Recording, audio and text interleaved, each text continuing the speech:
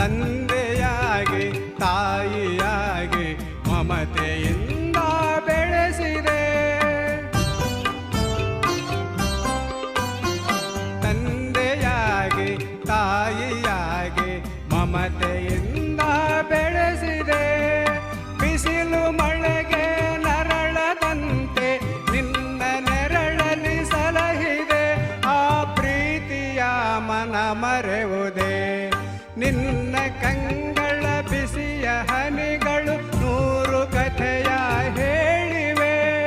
ನಿನ್ನ ಪ್ರೇಮದ ನುಡಿಯ ಕೇಳಿ 100 ನೆನಪು ಮೂಡಿದೆ.